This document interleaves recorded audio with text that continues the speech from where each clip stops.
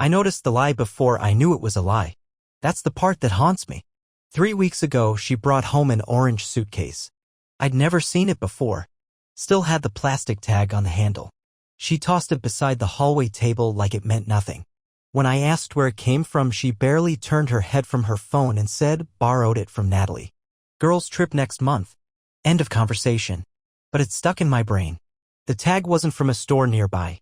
It was from an outlet mall nearly 2 hours away, one we hadn't been to in years. Why drive that far to borrow a suitcase? I should have pushed back. I should have asked more questions. But you don't interrogate someone you trust. And I did trust her. She was my wife. Then she started doing this thing, plugging her phone into the wall across the room before bed. She said she wanted to stop doom scrolling before sleep. At first, I admired her for it. I thought maybe I should do it too. We talked a lot about being more intentional, more present. I thought this was one of those moments where we were actually growing together. Except 2 nights ago, I walked past her phone while grabbing water and the screen lit up. Not a text, not a notification, just the name Greg flashing across it in bright bold letters mid-conversation. My brain latched onto it like it was life or death. Greg? She worked with a Greg. Tall guy, sales manager, drove a Tesla and smelled like department store cologne and ambition.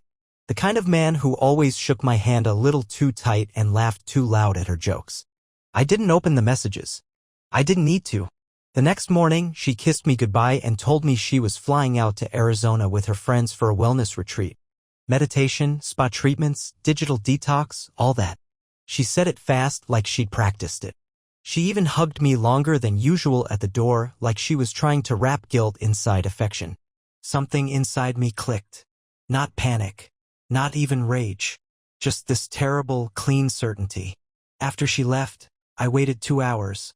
Long enough for her flight to be in the air, and then I opened her iPad. She never logged out of anything on it.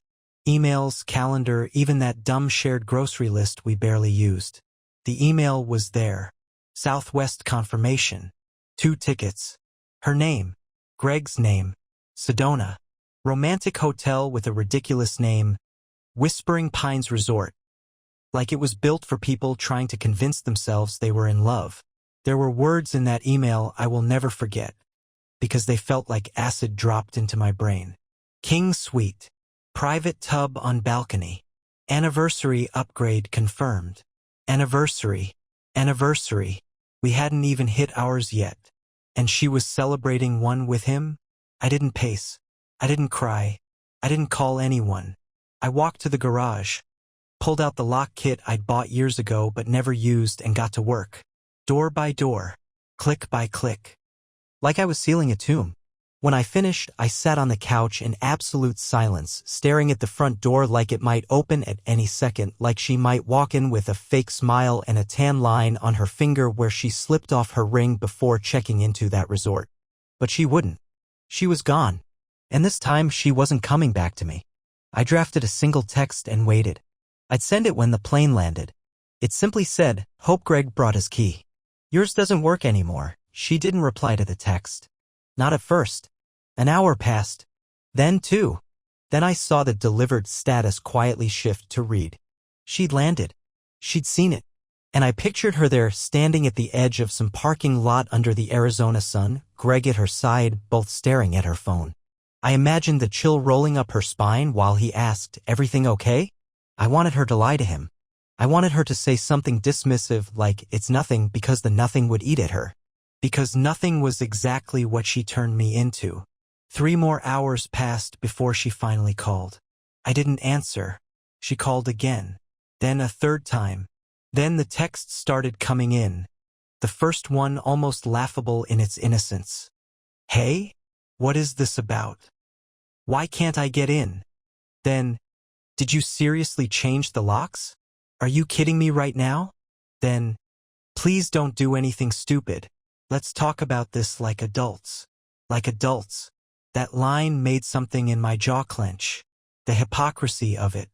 The audacity to ask for adult behavior from the man you just ghosted in your own marriage while sneaking off with a colleague like it was some cute office romance fantasy. Suddenly I wasn't even the wronged husband anymore. I was the security guard who got in the way of their weekend of stolen moments and complimentary robes. Then she sent a voice message. I didn't want to hear it. I stared at the play button, finger hovering, heart in my throat. But I pressed it. Her voice was sweet. Too sweet. Like she was trying to purr the situation into submission. Okay, listen. I know how this looks. And I'm not going to lie, it was really bad timing. But nothing happened, okay? Greg's just a friend. We booked this trip weeks ago as a group thing and then people bailed last minute. I didn't tell you because I knew how you'd react and clearly I was right. She paused, waiting for her words to land as if she'd just outmaneuvered the truth with spin. But nothing happened, babe. Please don't do something permanent. I'll come back early. We'll talk.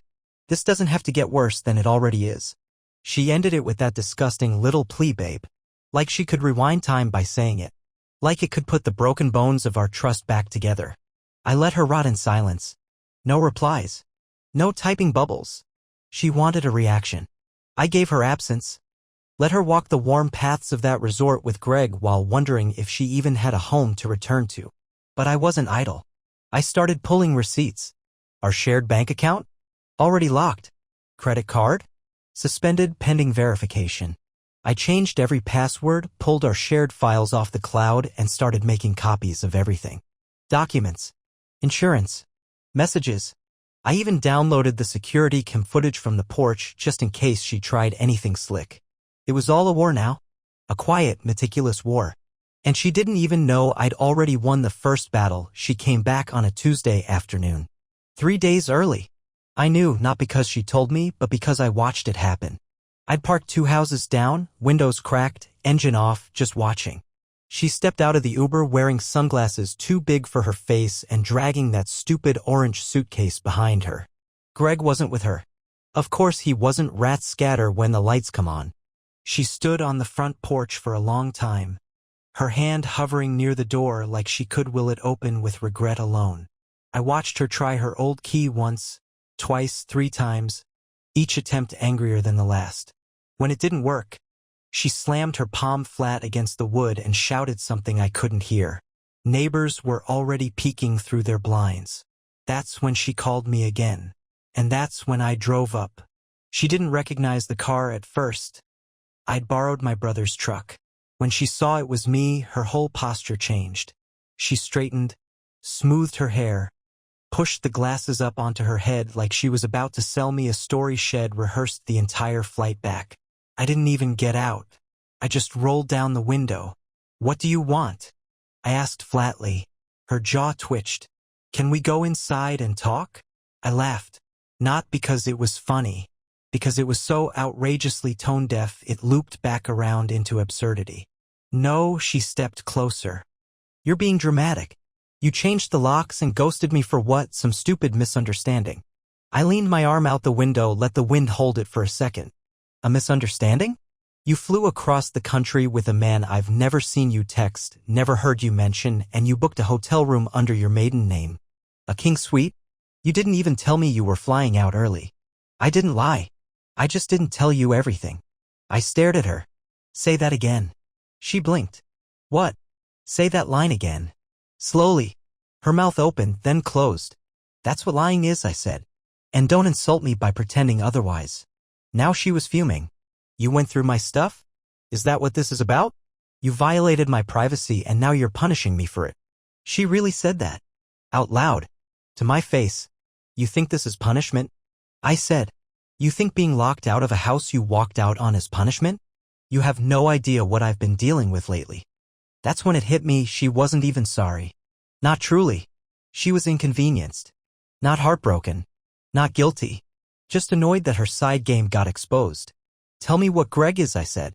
She rolled her eyes. He's a friend. Friends don't get private tubs and anniversary upgrades. Now she stepped back, a different expression on her face. One I hadn't seen before, calculation. She wasn't looking for sympathy anymore. She was looking for leverage. You want to throw away 5 years over one mistake? No, I said. You already threw it away. I'm just keeping the door locked after the fire. Then I drove off. She was still standing there when I turned the corner. I didn't cry. I didn't feel victory. I felt something far more dangerous, clarity. She was never going to admit what happened. She was never going to hand over the truth. So I'd take it piece by piece. I'd find it in credit card bills, in work emails, in slipped-up timelines. I wasn't chasing closure anymore. I was building a record. She thought the worst part was over. She was wrong. I didn't go home that night. Instead, I checked into a cheap but clean extended stay 2 towns over. Paid in cash. Used my backup ID.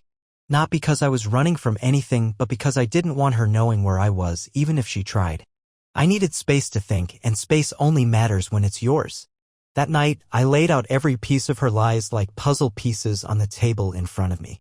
Laptop open, phone charger tangled with receipts, legal pad full of scribbled names, dates, questions. I became a detective not because I wanted justice, but because the betrayal didn't make sense. And it had to make sense. First, I mapped the timeline.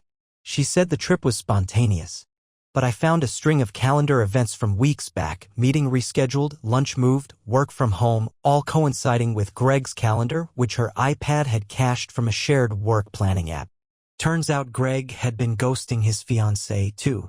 Didn't even know she existed until I clicked a group photo from a work gala 2 months ago. There she was, arm linked in his, tagged lovingly on Instagram. So Greg was a liar, too. Perfect match. Then came the receipts. She booked the resort on a weekday morning during a doctor's appointment. The reservation was under A. Carter. Her maiden name. Not mine. Not ours. Like our marriage didn't even deserve a mention at check-in. And the worst part? The little special requests note she'd written. Celebrating a very special anniversary. Would love rose petals and red wine on arrival. Not our anniversary. There's this fake timeline she had going with a man who smelled like corporate greed and probably called himself a dog dad in his email signature. I stared at that line for 10 minutes straight, and then I lost it. Not externally. There were no tears, no thrown furniture. It was internal, quiet, catastrophic. My stomach turned to stone. My hands went ice cold. It was like my body was trying to reboot itself, unable to comprehend the idea that someone could rewrite your shared history behind your back and smile while doing it. I thought about the little things. The time she told me not to wait up because she had a client dinner and came home wearing a different lipstick. The moment last month when she told me she needed space to think and slept on the couch with her phone screen always turned just out of my line of sight. The days she picked fights over nonsense, like who forgot to buy almond milk just to make me feel like I was the reason we were drifting. It was a campaign. A soft retreat from the marriage. Slow enough to confuse me. Fast enough to keep me disoriented. At 2 a.m. I sent her a single text. You booked a celebration for a relationship that doesn't exist. You erased your name and replaced it with one I don't recognize. Keep that name. You've earned it. No response. She read it, though. The next morning, her sister texted me. Hey, Amanda says you kicked her out and won't talk. I don't want to get involved, but what's going on? I didn't respond. Not yet, because part of me wanted to know how far she'd go, how wide the lie would stretch. I wanted to see if she'd paint herself as the victim, if she'd cry to her sister about being blindsided, if she'd pretend she was the one betrayed. Spoiler, she did. The next text from her sister came an hour later. She said you've been acting paranoid, that you're going through something, that you're accusing her of things that aren't real. So that was her angle. I wasn't angry, I was unstable. Not wronged, just delusional. Classic. Predictable. Almost poetic. I smiled for the first time in days. She thought this was about a single betrayal. She had no idea what she'd really started. 2 days after her return. She sent a letter. Not a message. Not an email. A letter. Handwritten in blue ink, folded twice and left on the porch inside an envelope marked, for you. No name, just that quiet, desperate plea for attention. The handwriting looked careful, like she wanted it to seem composed, deliberate, not rushed. I didn't pick it up for hours. I let the sun bleach it on the welcome mat. When I finally opened it, I sat down with a drink, something stiff, something clean, and read it once, all the way through, without stopping. Then I read it again, slower, and circled every time she used the word feel. I feel lost. I feel like we've been distant for a while. I feel like you haven't really seen me lately. I feel like Greg made me feel wanted. That one. I feel like Greg made me feel wanted. Like I was a coat rack. Like my presence had become so invisible she needed another man to remind her she had weight in the world. She didn't apologize. Not once. Not clearly.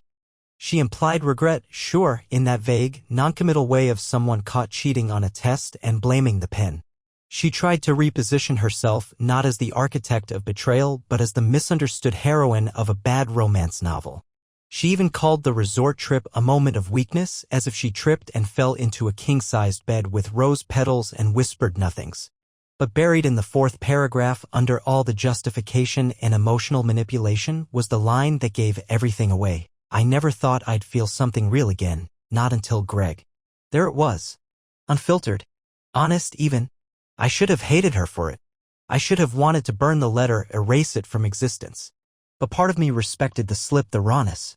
That sentence was the most genuine thing she'd said since the whole thing began. She'd already left our marriage long before Sedona. She'd packed her bags emotionally months ago.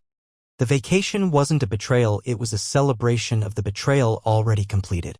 After reading the letter, I didn't rage. I didn't call her. I didn't drive to her sister's or her office or her friend Natalie's house where she was supposedly crashing now. Instead, I did what she never expected. I got quiet. I booked an appointment with a lawyer. There were no divorce threats. No long monologues. I brought the evidence, the emails, the booking confirmation, the financial inconsistencies, the digital logs. I laid it out like a case file. Not because I wanted revenge. Because I wanted control. For the first time in weeks, I was doing something for me. The lawyer flipped through the pages, tapping his pen. You want to move fast? I nodded. I want it clean. Quiet. Final. He gave a satisfied little hum. We can do that. By the time I got back to the extended stay, she'd left another message, this one more panicked, voice trembling. You're scaring me now. What are you doing? Are you going to ruin me? Please don't do anything crazy. Please just talk to me. There was something thrilling about that. She was scared now. She was confused. She couldn't read me anymore.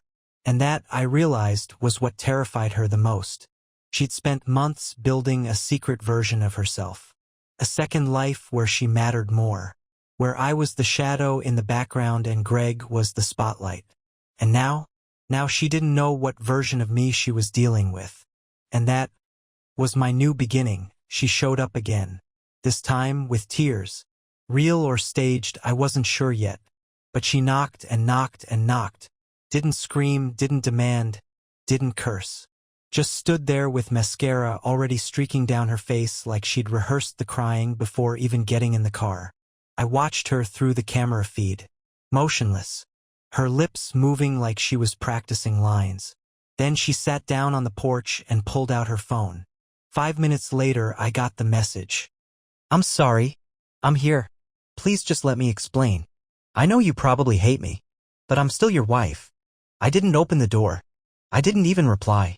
She stayed for 30 minutes, then left something by the door, another envelope. But this one had no letter. Just a printed photo. Of us. From 3 years ago. We were at the lake, wrapped in that ratty blanket we used to bring on every trip. She was laughing into my chest. I was looking straight at the camera. It was candid. It was real. She left that as her bargaining chip. Like nostalgia was a scalpel sharp enough to cut through betrayal. The problem was, I remember that trip. I remember her checking her phone too often.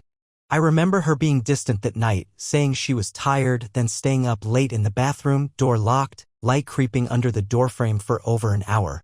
I remember the way she avoided my eyes when we left. Even that memory, our memory, wasn't clean anymore. So I tore the photo in half.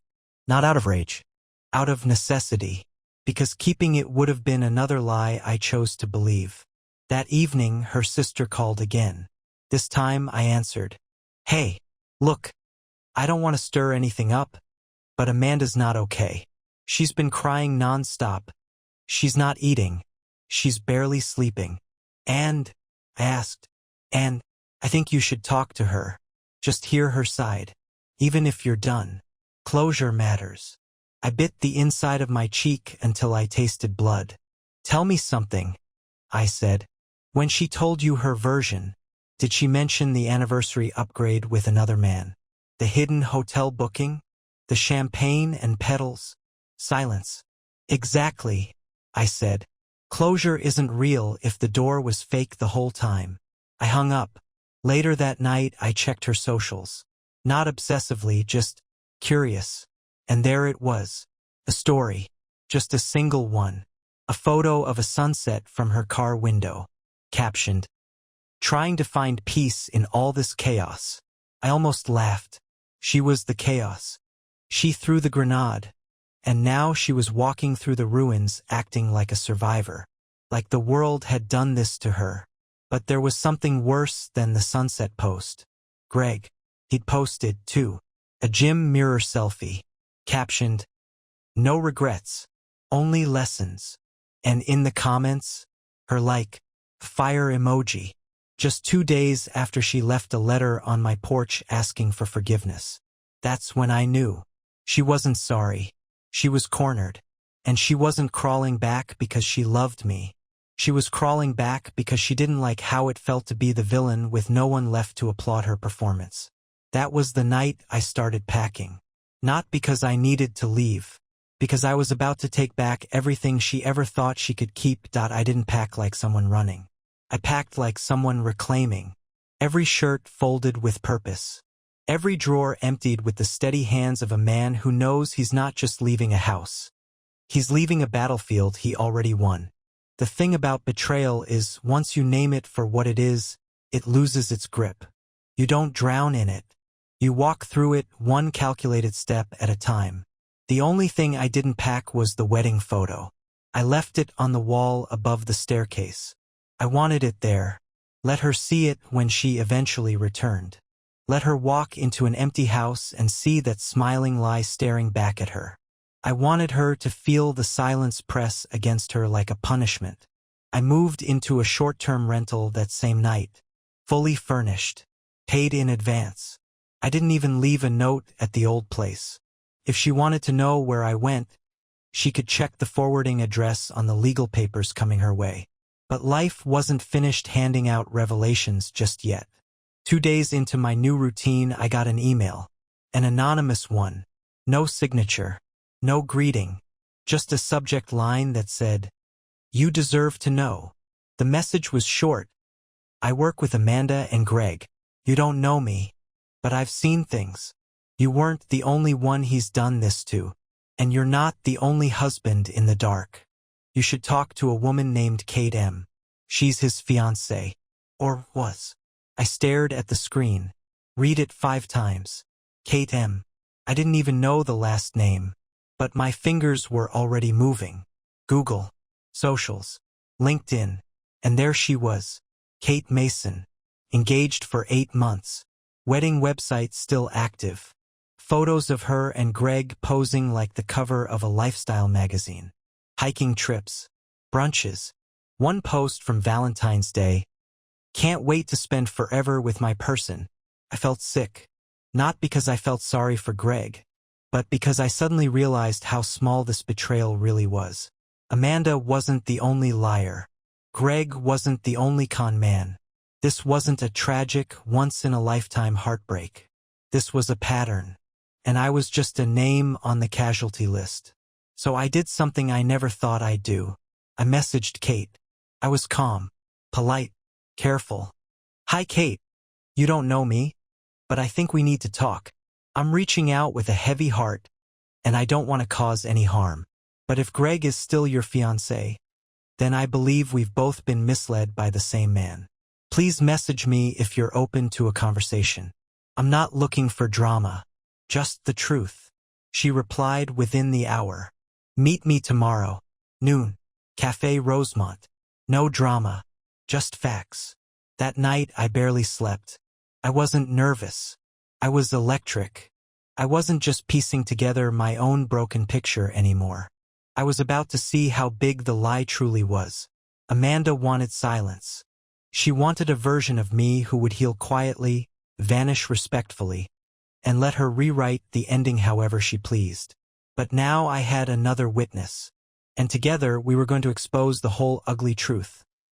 Cafe Rosemont was tucked on a quiet corner of downtown. One of those places with soft music, clean tile, and baristas who wear linen aprons and say your name like they've rehearsed it. I got there 15 minutes early. Sat by the window. No coffee. Just water. Untouched. She arrived right on time. Kate Mason. She looked exactly like her photos, but dimmer. Her glow had been dialed down to survival mode. No makeup. Hair tied back. Tired in the eyes in that way only someone betrayed can recognize. We locked eyes. No need to confirm who we were. The pain had already done the introductions. She slid into the seat across from me and said, "So, which lie did he start with?" I didn't answer right away. I reached into my bag, pulled out a printed copy of the resort confirmation. Amanda's name, Greg's name, the suite, the date. Kate didn't blink.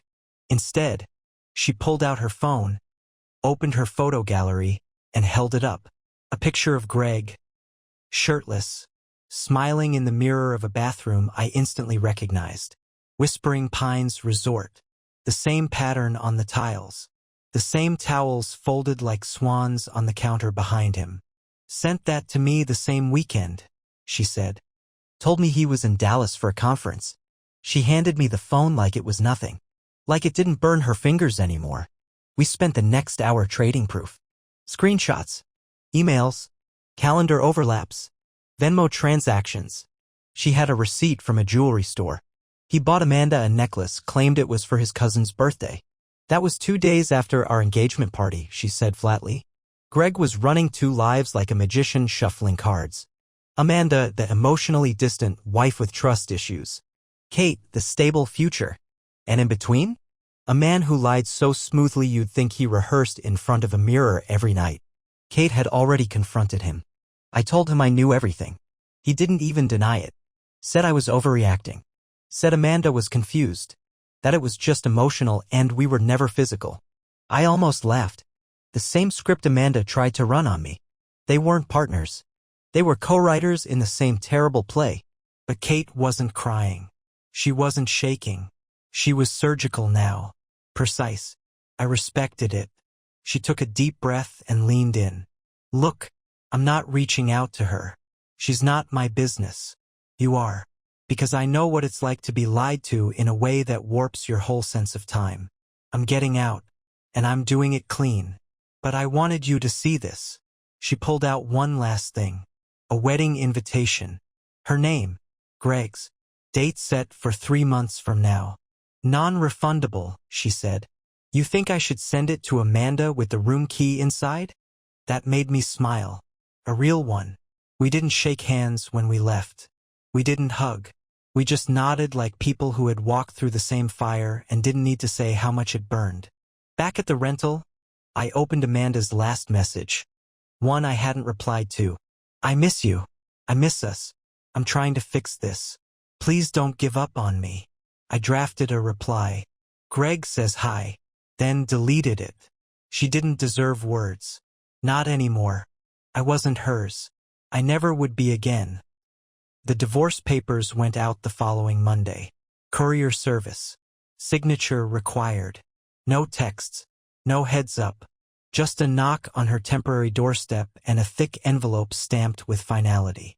20 minutes later, my phone lit up. Her number. I let it ring. She called again and again. 5 times in total. No voicemails. Just that relentless digital knocking of someone who finally realized the silence meant the end. By the 6th attempt, I blocked her. I'd wasted enough breath on a woman who thought love was something you could pause while you played dress-up in someone else's life. What surprised me was how calm I felt. Not triumphant. Not hollow. Just steady. Like I'd come out of a long fever. There was grief, yes, but it was no longer begging for answers. It sat quietly beside me like an old injury, one I'd learned how to carry. But Amanda, she wasn't done playing games. That Thursday, I got a call from my job's HR department. A formal-sounding woman asked if I had a few minutes to clarify a situation.